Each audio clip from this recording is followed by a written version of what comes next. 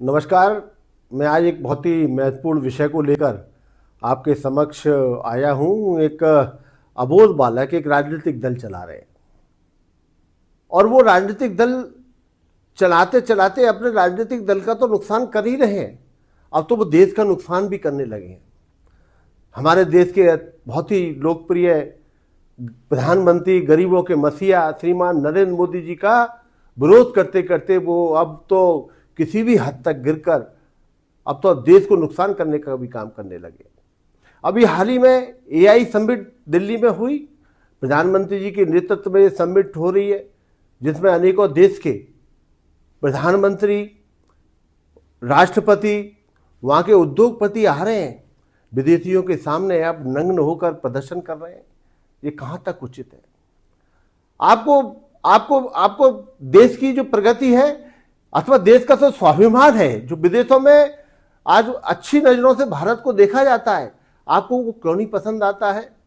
आप surgical strike होती है, आप एयर स्ट्राइक होती है, आप ऑपरेशन सिंदूर होते हैं तो आप कहते हैं वहां पर कौए मरे हैं, आप कहते हैं कि पेड़ गिरे, आप कहते हैं कि आप सबूत दीजिए कि आपने कितने आतंकवादी अड्डे नष्ट करे, आप कहते हैं कि कितने भारत के विमान गिराए गए।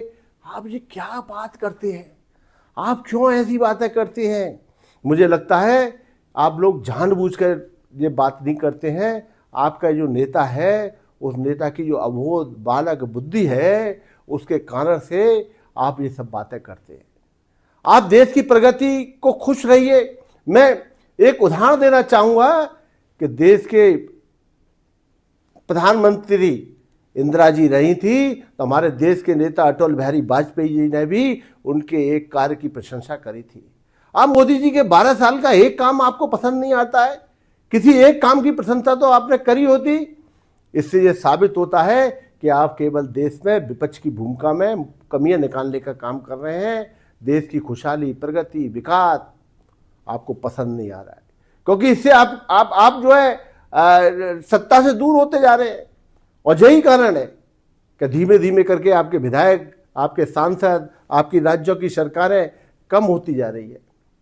ये आप लोग सत्ता के, मैं कहना चाहूँगा, ये सत्ता के भूखे भेड़ियों की तरह काम कर रहे हैं। इनको सत्ता चाहिए, उस सत्ता प्राप्ति के लिए अगर इनको देश के खिलाफ कुछ भी बोलना पड़े, ये करने के लिए तैयार है। बहनों भाइयों, मैं आप सबसे निवेदन कर रहा हूँ, ऐसे लोगों से सावधान रहने की जरूरत है, इनसे बचकर रहने की जरूरत है, इनकी बातों में आने की जरूरत नहीं है। धीमे धीमे करके ये कांग्रेस भारत से मुक्त होने जा रही है। इसमें आप सहयोग प्रदान करें। बहुत बहुत धन्यवाद।